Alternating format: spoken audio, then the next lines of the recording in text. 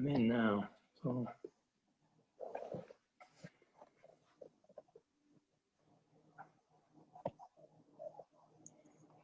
I'm the only one in so far. Hi, Dave. Hey, Tom, how are you? Well, how about yourself? Hey, hanging in there. That's all you can do. There he is. How you doing, Keith? Hey, Tom. What's this, the thinker pose here? Yeah, it's my confused technical pose. Oh, okay. Trying to figure out the technology. I usually do that when I'm trying to stay awake. I actually wore a chair out. My wife finally made me get rid of it. Watching television, I would sit like this, and it wore out the arm on the chair. I had to put a hole in it. Oh, jeez. I'll bet you it was comfortable, though, huh? Oh, I still have it. It's in my office now. She made me move it to my office. There you go. Hi, Steve. Hello. How you doing? Fantastic. How about yourself? About the same. Hey, Steve. Yes, sir. Dave Reeser. Hi, Dave. Did the big fullback, did he play on Friday night? Yes. Oh, okay. I didn't see his name, but okay. He's Yeah, not hurt. good. You're just sort of taking it easy on him right now, huh? He's a little banged up, so. Yeah, okay. But you don't need him, obviously, not right now. You never know, but so far, Well, you never know. You're right. You're right.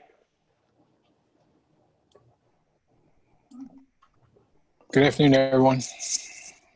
Hey, Pat. Good afternoon.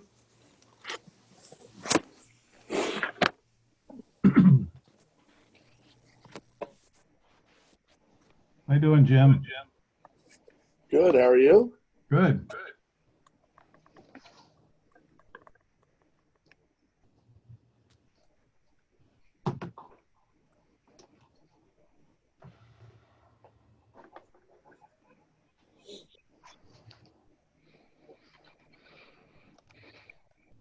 Thanks, Melissa.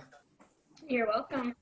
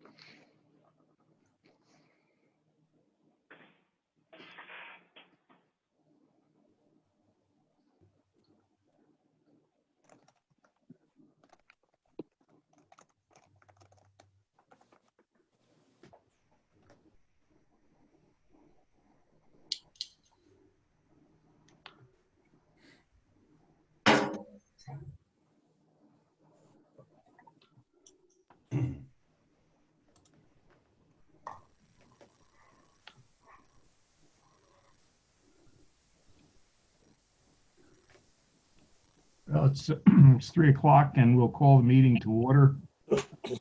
Melissa, do you want to do a roll call, please? Tom Boucher will be absent today. Steve Brunner, Here. John Woodward, Here. and Tom Mull. Here. First item of business on is public comment. Have any comments? Everybody. Thanks, Melissa. I have 3 pictures here, and I know Mr. Brunner likes his timestamps. They were just taken an hour ago. I am once again speaking against the persistent lack of action in providing proper maintenance to the borough's unique public staircases. These access routes were built for a reason, and our administration is allowing them to fall into disrepair. Previously, I raised the issue of the handrails at Spiral Lane, which are completely unusable due to the peeling and flaking of the protective coating. The concrete path and stairs has not been power washed in ages, and the concrete is slippery when wet due to moss and other organic matter that has grown into the pores of the concrete. Furthermore, although there is enough pertinent regulation in place regarding plantings around public access paths and sidewalks, this regulation is not enforced. Despite my raising the alarm in the past, the vegetation continues to poke our eyes and scratch our clothes.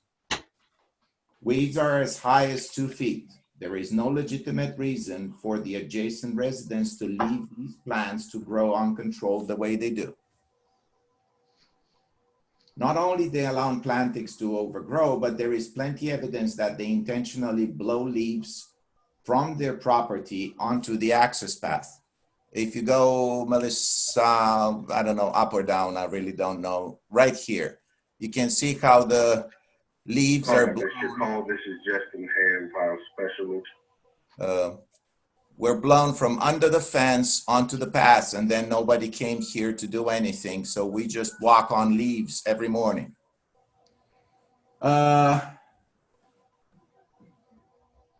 your meeting ID followed by pound. Can we stop that? This would not be allowed in other situations. Residents are expected to care for the concrete sidewalks and even pay for their replacement. The concrete on Spiral Lane continues to enter your meeting ID followed by from the roots of private and not public trees. Plants continue to push the slab sideways. Borough code clearly specifies that no plantings should exist within 2 feet from the property line for a good reason. The borough administration was quick to plant no winter maintenance signs last winter, but there is no maintenance period, summer or winter. The actions taken by the administration were timid, patchy, and limited in scope. Some branches were cut, but since the stems of the plants are so close to the sidewalk, they regrow very fast. Residents continue to dump their leaves and dead plants onto it. Public service has not shown up in years. As stated numerous times, this path is essential for accessing the sidewalks at the base of the hill. Spiral Lane is part of the inheritance from our founders. These little things make Wyomissing unique, and we should not destroy them by not caring for them. I ask you to take bold action and prevent the further degradation of Spiral Lane's staircase and path. Thank you. Thank you. Anyone else? Okay.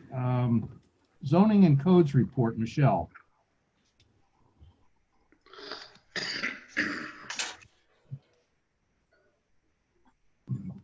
Is Michelle with us? Sorry, I didn't realize I was muted.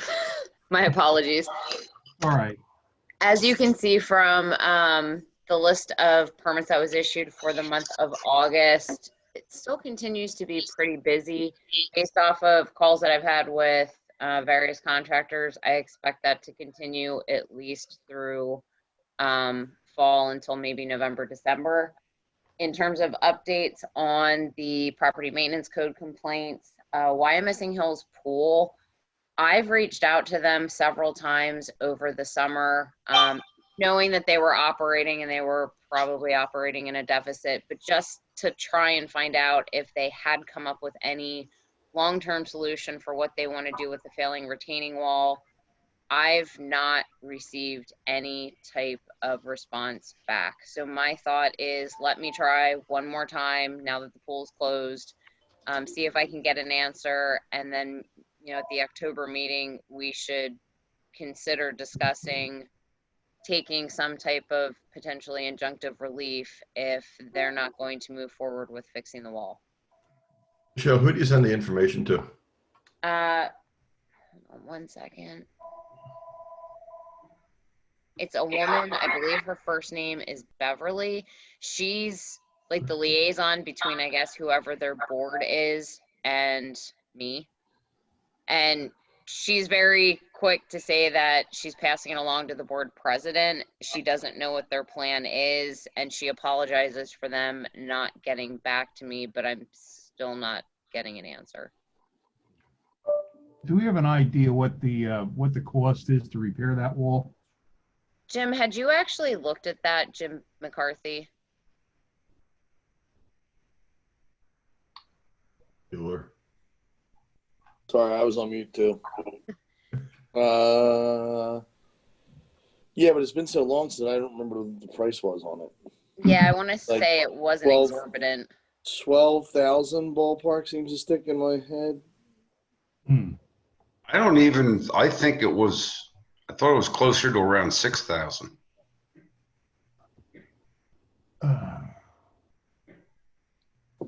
Maybe we could look that up and at least have that information available for the October meeting. And maybe we'll just have to take the bull by the horns and have it repaired and put a lien on the property. I know a board member too. I'll say something to him when I see him. Yeah, that's the only alternative that we have, really. Before something happens and we have a mess up there. Okay. If anyone talks to them, I think the request should be that if the borough pays for it, that they consent to the lien. It would be a lot easier to handle the paperwork without a lot of legal stuff if we would get their consent to a lien. But that's only if the borough is willing to pay for it. Yeah, you're right. You're right, Chris. Okay, well, we can discuss that if we, at least if we get a handle on what it's going to cost us, that we can let finance look at it and see if they'd like to do it. Steve, to answer your question, it was Beverly Cummings. Yeah, I know who you meant. Okay. Okay. Other properties on the report, update on 9 Marymount. The property owner did not comply with the notice regarding the vegetation that was overgrowing the sidewalk. He was given plenty of time, 2.5 months actually, to comply. So I did request Diebold to go out and cut it. After they did so, the owner received an invoice from the borough for the cost plus 10%, which he is now disputing. I've since provided him with photographs from June through the first week of August. June is when the enforcement notice was issued. August is when Diebold actually went out and cut, showing the progress of the vegetation growing to completely encompass the entire sidewalk. So just a heads up to finance, you may be getting a request from that property owner disputing the invoice he's been sent, which will eventually turn into a lien. I would be happy to speak to that committee if you do get that request to waive the fees with justification for why they should not be waived. And update on 1743 Reading Boulevard. The owner, I'm sorry. So the wall was 6,000. I just emailed that estimate to Melissa. Okay, thank you. Boy, I had a good memory. Yeah, you do. 1743 Reading Boulevard, the property owner has finally submitted her application for a rental permit, and Kraft is in the process of getting a hold of her to schedule the inspection. So stay tuned.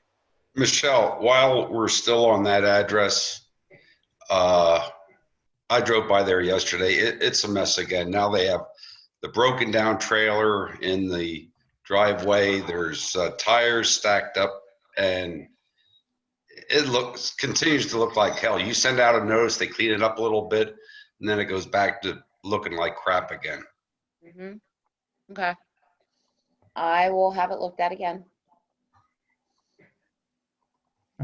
Maybe that should be an everyday job. Yeah, it should be. Sadly, it is a weekly job. Yeah. So.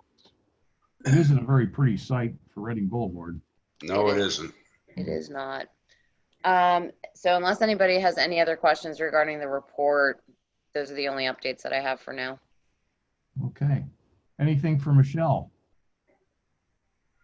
Okay, moving right along, we'll 2011 Lincoln drainage issues.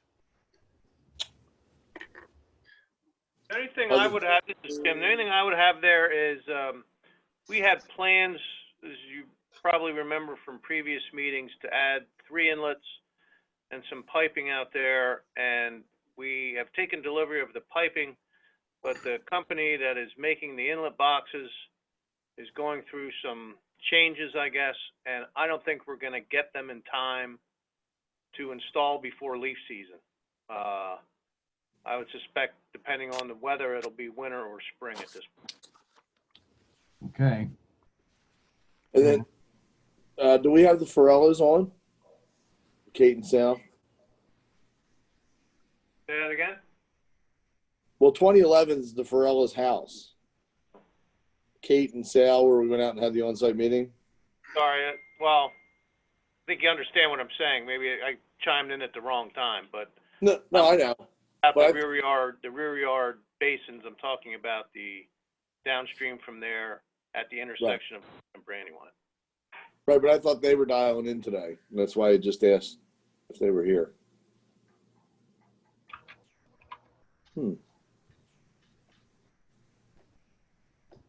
I guess not. So we're just we're on hold until we get the boxes, right? Yeah, for that issue, and the 2011 Lincoln, like Jim was saying, we thought they'd be on the call, but they're not. Yeah. Okay. So Melissa, can we make sure we invite them again next month? Maybe they didn't get an invite, or maybe they got busy. Sure, we can invite them.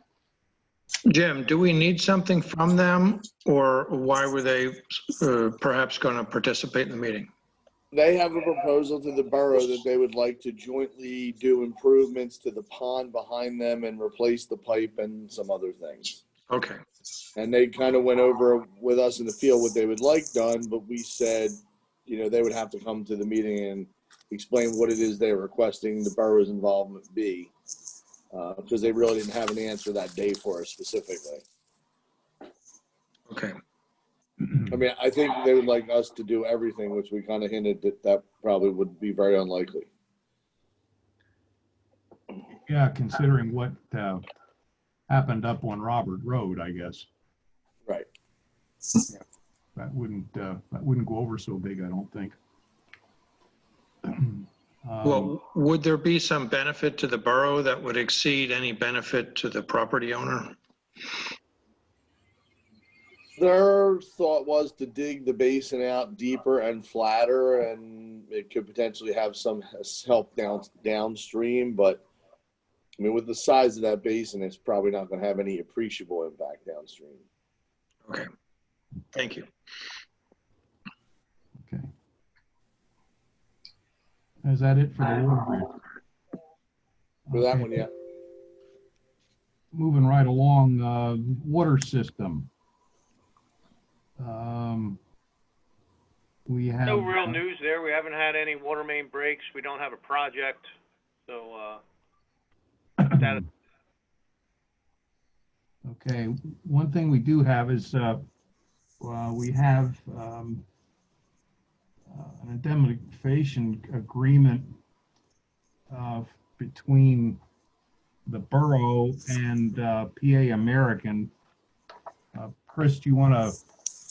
Yeah, the purpose of this agreement is to absolve the borough from any expense or liability related to the permit which has been applied to PennDOT for where the borough is the permittee to make improvements to, I think, the pedestrian crossing signals at the Vista and State Hill Road intersection. Now, the work is being done by PA American, but because the borough is responsible for the permit, I recommend that there be an agreement between the borough and PA American to make PA American responsible for all the costs and liability related to the installation of those improvements. So if it's agreeable to the committee, I would recommend that the agreement be sent to PA American and ask them to sign it and return it before the council meeting. Okay. Anybody, will anybody make a motion to send this on to PA American? So moved. Second? Second, sorry, I was muted. All in favor, please signify by saying aye. Aye. Aye. Ayes have it. You've got it, Chris. Thank you. And I would ask Jim, if you have a chance to look at that agreement and see anything you would like me to tweak on it, please let me know. Thank you. Okay. Is there anything about the rate increase for PA American? Still at the PUC, Tom. Still Okay. going through its reviews. Okay. Tom, excuse me, Dave Reeser. Yeah, go ahead, Dave. May I give you an update on Western Berks Water Authority? You sure may. The plan is we are connecting with the pipe at the dam tomorrow. If Good. all the testing, whatever goes well this week, we might be getting water next week from the dam. Directly from the dam. Finally. That's great. That's great. Anything else, Dave? No, thank you. Okay, thank you. Sewer system. 2020 sanitary sewer rehabilitation and televising project. So we had, bid opening was on September 16th. We had 6 bidders, the lowest being Mr. Rehab at $159,797.86. And the highest being North American Pipeline Services at $276,853. And everything appears to be in order with Mr. Rehab's bid. And therefore, if infrastructure is so inclined, we'd recommend awarding to Mr. Rehab for $159,797.86. Hey, somebody willing to make a motion to that effect? So moved. We have a second? Sure, I'll second it. We have a second. Can we have a roll call on that, please, Melissa? Sure. Steve Brunner, Yes. John Woodward, Yes. and Tom Mull. Yes. Okay, we'll send that one on to council. 2020 project recommendation. What we just did. Was that? One and the same is kind of the same. Oh, okay, fine. Streets Department, the 4th Street multimodal Power Health. All right, we have 2 things today on that. Well, one is change order number 1, removing and adjusting some things from the scope. There was some overlap with PennDOT doing work on Park Road that was partially included in our contract, as well as a change of some curb, changing of the apron on the island, changing the methodology for how we're going to do the paving on 4th Street. Essentially, we get to the whole end of it. It's a net change in the contract price of $13,881.14. Okay. That's an increase. That is an increase, yes. Okay. Do we have a motion to accept the change order number 1? What are we gaining from it? One is the adjustment of the quantities unit price. There was some pull out of some overlap with PennDOT, and the other was when the project was bid using the PennDOT ECMS system, they followed the normal PennDOT letting requirements, and the completion date for the project was May 1st of 2022. And we have to have it done by July 31st of 21 for DUCOM's opening. So of this change order, there was a roughly $80,000 for project schedule acceleration and roughly $67,000 of net changes in unit quantities reduction for the net of the $13,881.14. Okay. I assume, Pat, you'll have Phyllis make sure she's accounting for all of this, that we can keep this thing as one piece of accounting for the 4th Street extension. Yes, sir. Melissa, can you make sure Phyllis gets a copy of that Yeah. change order, please? Sure. Then I'll make a recommendation. We accept the change order number 1. Okay. Second. We have a motion and a second. Roll call, please, Melissa. Steve Brunner, Yes. John Woodward, Yes. and Tom Mull. Yes. Okay. And then with that, I have the notice to proceed right here, ready to go. We were just waiting to get that approved, that change order approved for the time adjustment for completion before sending the notice to proceed out. They should be starting clearing out there on Greenwich, the hillside this week. Oh, good. Excellent. Nice. Okay. 2020 and 2021 street improvements.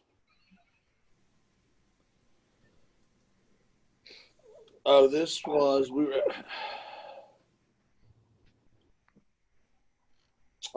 were talking about since pricing is coming low now and we're about deferring this to next year, really this is twofold. Are we going to plan to do the same streets? And if so, we should probably send the curb notices out to the people now, letting them know, because, for example, Hill, most of that curb is either owned by Equus or McDonald's. So they'll probably want to replace their own curb because it's not, piecemeal, piece here, piece there. And then the other thought was, do we want to bid that project out this fall with a bid opening in, say, December, so it could be awarded in January to try and take advantage of the lower pricing that we're seeing on the paving projects currently? Yeah, that's a good question.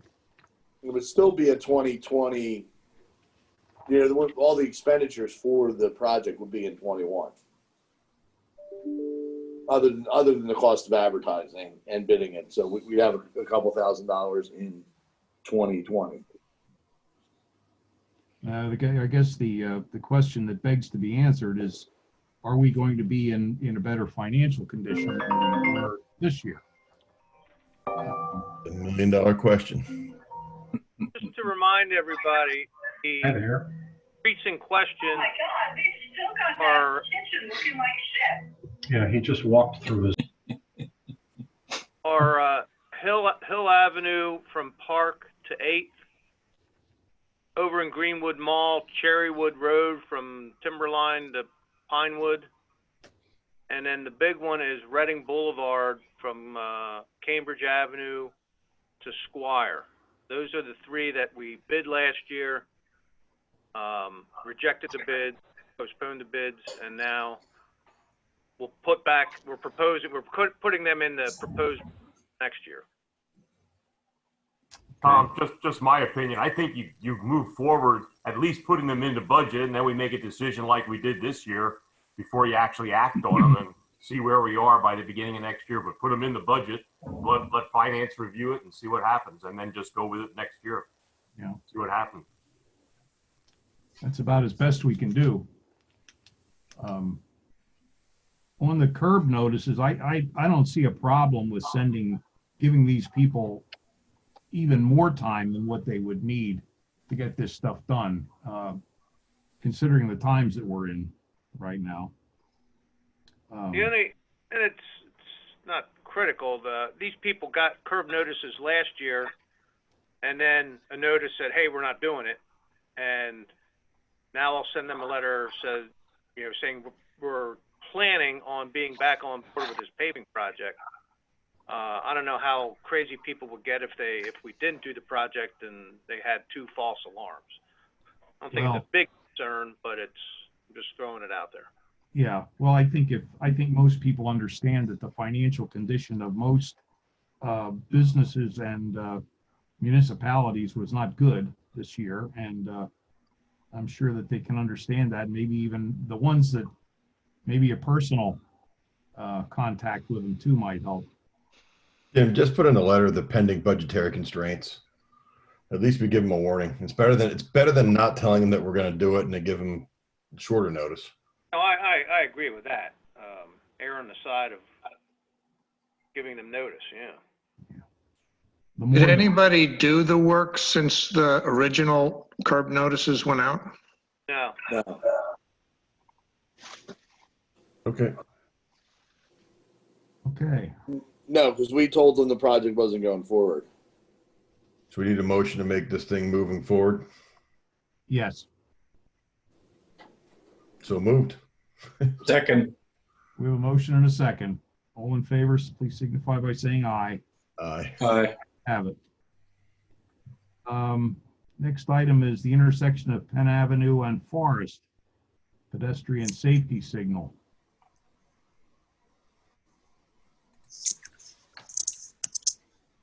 First of all, is that the OC-DO? Yeah. Let's Okay. go. Give me a landmark. Tom, the police department put the sign there. They did a percentile report, which they reported to at some point. They are going to keep the sign there, recharge it, and also do selective enforcement. They think that would be the best way to do it at this time. That is the answer, the select enforcement. Okay. That usually gets everybody's attention real quick. I know that maybe moving that sign up to west of Do-Si-Do might help a little bit too. And I can let them know that. yeah, it's just my personal observation the way I saw it passing there several times. Okay. Just tell Tom to keep us informed of what they're doing in case somebody gets asked. Will do. Okay.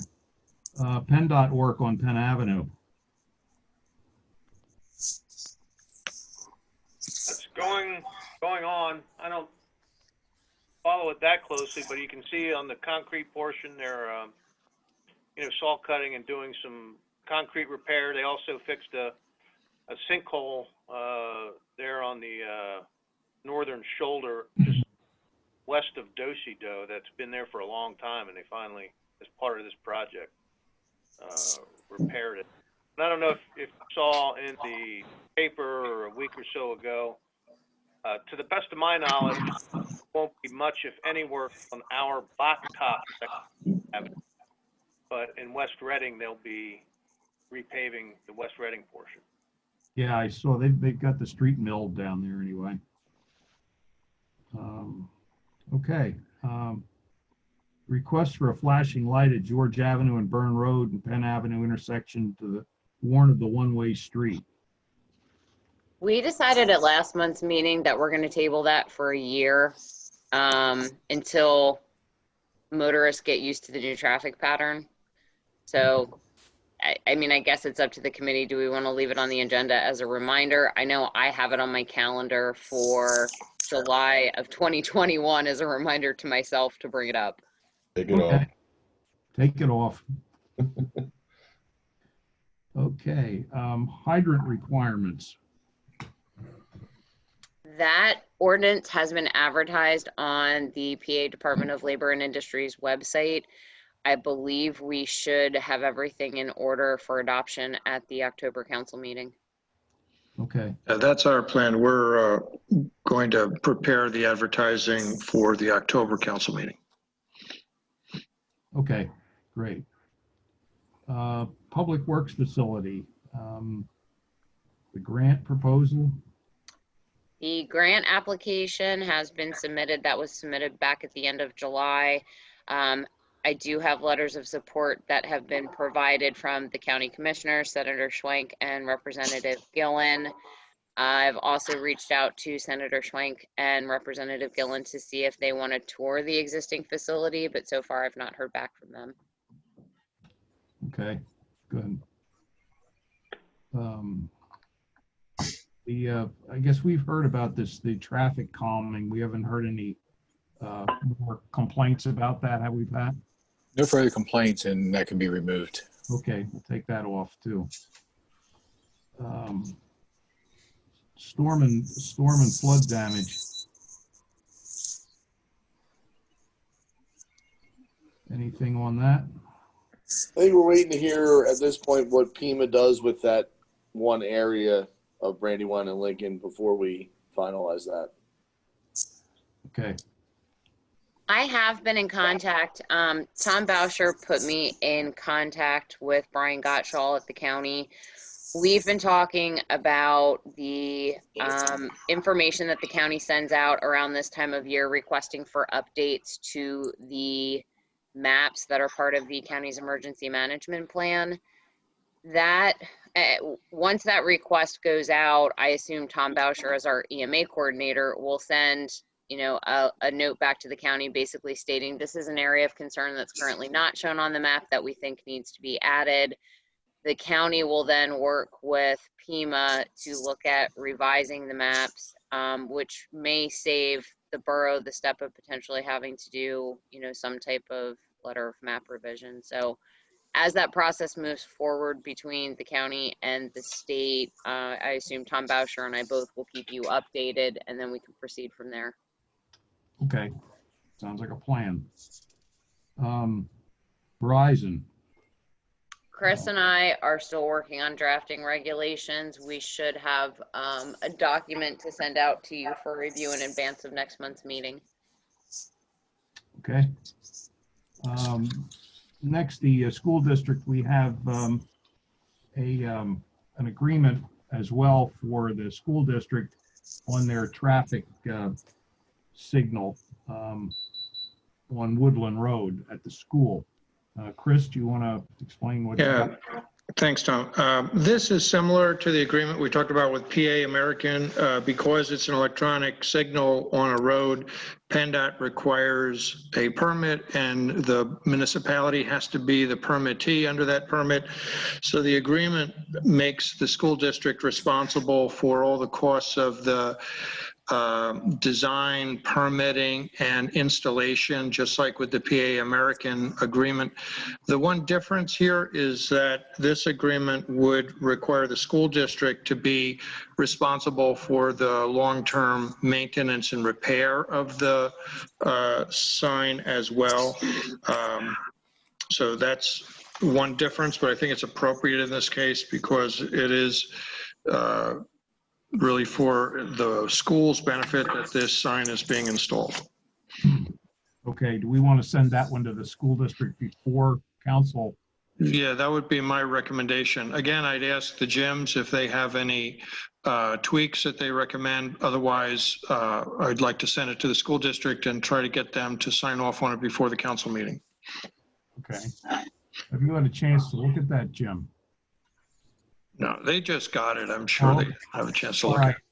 Chris, I'll surely read over this and comment, but I don't know if you have it in there or not, but could we be retroactive and say they are also responsible for any flashing school signs associated with the high school in addition to the elementary school? Sure. As far as the repair and maintenance. Yeah. They call us a couple times a year because the flashing lights over at the high school aren't on or aren't working. I call telco and then they fix them. But if that could be a school responsibility, it would be a good thing. It can be a school responsibility. Is the committee in favor of seeking that? I would say yes. So would I. Okay, I'll include it in the agreement. Can you give me some locations or other information, Jim, on that? Like how many signs and the locations?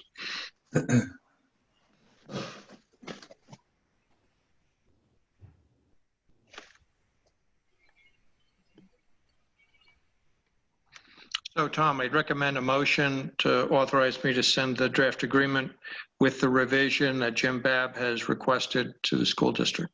Okay, is anybody willing to make that motion? So moved. Have a second? All those in favor, please signify by saying aye. Aye. Ayes have it. You got it. Thank you. Okay. All right. Next item of business is the Stonehouse lease renewal and rent rate. That should really read Hewitt House. This is in regard to Katie Hannon and the Hewitt House. Okay.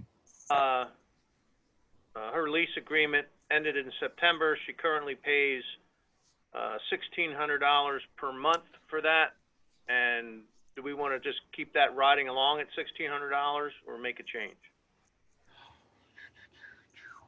I say we keep it at that. You don't want to lose a tenant and take 3 months to get a new one. It takes 3 years to get it back. Okay. Sounds like a landlord. I agree. All right. All those in favor of just keeping it that way, please signify by saying aye. Aye. Aye. I've got it. Okay. Last item of business on the agenda is the leaf collection. Pat, you want to explain where we're at with that, please? Sure. Well, we're getting close to everyone's favorite time of the year, not Christmas, not Thanksgiving, but leaf season. And this year we're faced with a couple of challenges that we've come up with a plan to deal with. The COVID-19 pandemic is creating a significant manpower issue for us in dealing with getting our normal temporary maintenance workers from our agencies. They basically are non-existent. In addition to that, we really are concerned about bringing in temporary help at this point in time without proper screening for COVID-19. So Jim has come up with a plan to basically collect these leaves with all hands on deck that we currently have with the borough. This will result in some overtime for some weekend type operations. However, that will be paid for by the money that's currently in our budget for the temporary help. So we do not see any over expenditure of our budget funds, and probably, would be in a better position to do this with our own personnel than trying to train the other people, especially in this time in the crisis that we're going through. So we just kind of wanted to bring you up and see if anyone had any questions. But we've spoken with the Public Works folks. They're eager to take the task on, and just want to brief the committee on where we're at with it. Good. Pat, just as a point of reference, I was talking to Bill Gage the other day, and he said if you would need some people, he might have some clients that would be interested if you would need them. Okay, Gage has notified us their people do not do this because of workers' comp, so that's why we. Oh, okay. That's just we've been in touch with them as well. I think if it's in the budget, we should issue each council member a rake and some bags, and we could get at it too. We could get that done, John, if you want that. Go for it, John. I said council, not me. All of us. That's all I have, Tom. Thank you. Okay. Okay. Everybody comfortable with that? Yep. Okay. Last item of business that we have is filling. We've got the vacancy on the infrastructure committee, and David Reeser has been nominated by two different folks to fill the term for Paul Brass. Is everybody comfortable with that? Yes. Yes. Okay.